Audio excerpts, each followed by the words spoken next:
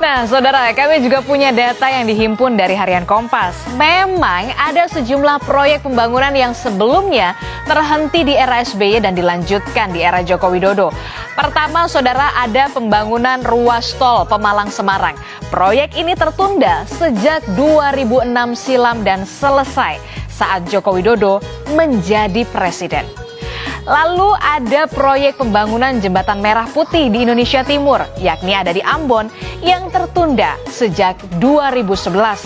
Proyek ini, saudara, menelan biaya sebesar 772 miliar rupiah lebih.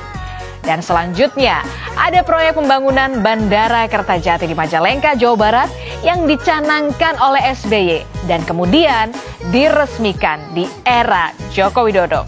Alasan proyek ini terhenti, yakni pengalihan aliran sungai yang terdapat di ujung landasan. Selanjutnya, saudara, ada juga proyek pembangunan pembangkit listrik tenaga uap atau PLTU di Kabupaten Batang, Jawa Tengah. PLTU Batang termasuk dalam proyek yang alot dan juga tertunda karena pembebasan lahan. PLTU ini berkapasitas 2 kali 1000 megawatt. Proyek senilai 4 miliar dolar Amerika Serikat ini dilanjutkan kembali pembangunannya setelah tertunda selama 4 tahun. Selain itu, ada juga tol pertama yang menghubungkan Balikpapan Samarinda dan merupakan jalan tol pertama di Kalimantan. Kemudian, proyek lain yakni tol Trans Sumatera yang mencakup panjang tol 2.900 km dari Lampung sampai dengan Aceh. Aksi saling sindir antara Partai Demokrat dan pemerintah ini sebenarnya sudah sering terjadi. Jika Anda ingat pada masa pemerintahan Presiden Joko Widodo periode pertama, tepatnya pada 18 Maret 2016, Joko Widodo sempat berkunjung ke Wisma Atlet Hambalang yang proyek pembangunannya mangkrak di era Presiden SBY. Menurut sejumlah kalangan, langkah Jokowi ini merupakan sindiran keras terhadap SBY, khususnya soal pembangunan yang terhenti karena kasus korupsi di era SBY. Saat itu, saudara, Presiden Joko Widodo sempat berujar, proyek ini sudah menghabiskan anggaran triliunan dan perlu keputusan secepatnya, kata Jokowi waktu itu. Dan kami sampaikan juga, saudara, informasi soal pembangunan proyek Wisma Atlet Hambalang berikut ini. Pembangunan proyek dimulai pada tahun 2010 kalau Anda ingat, dengan anggaran pembangunan mencapai 2,5 triliun rupiah.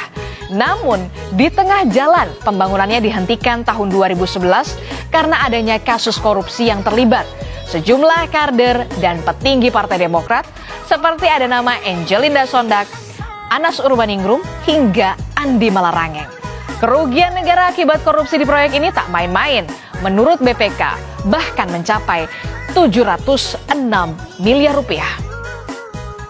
Nah, ngomong-ngomong soal kunjungan Jokowi ke Hambalang, satu hari kemudian SBY dan keluarga saat itu berkunjung ke Jembatan Suramadu di sela-sela konsolidasi kader Partai Demokrat di Surabaya.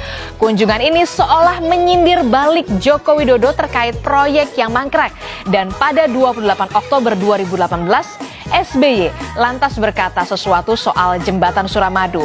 Begini katanya, yang memulai pembangunannya itu Presiden kelima Megawati. Itu nyata. Dalam perkembangannya, pembangunan itu terhenti. Saya tidak pernah mengatakan mangkrak. Mangkrak itu konotasinya negatif, kata SBY saat itu. Dan hanya 1 hari usai Joko Widodo ke Hambalang, SBY ke Suramadu 19 Maret 2016. Lalu bagaimana perjalanan proyek pembangunan Jembatan Suramadu? Sebenarnya pembangunan jembatan ini awalnya digagas Presiden kedua Republik Indonesia, Presiden Soeharto. Namun di era Presiden kelima Megawati Soekarno Putri, pembangunannya sempat terhenti hingga akhirnya diselesaikan dan diresmikan di era Presiden ke-6 SBY. Jembatan ini mulai dibangun tahun 2003 dengan anggaran 4,5 triliun rupiah dan selesai di tahun 2009 maksud kami. Saling sindir dan perang pernyataan politik diyakini jadi bagian dari proses demokrasi. Namun, jelang Pesta Demokrasi 2024 yang disebut disebut SBY berpotensi tidak jujur dan adil, Presiden Joko Widodo akhirnya meminta Bawaslu untuk tegas dalam mengawasi jalannya pemilu mendatang. Bawaslu pun berujar, siapapun berhak turun gunung mengawal proses demokrasi. Pesta demokrasi tak jarang melibatkan silang pendapat bahkan saling berdebat. Tapi keputusan rakyatlah yang paling berdaulat. Karena itu saudara, hasil pemilu 2024 nanti akan bergantung pada keputusan rakyat yang berdaulat.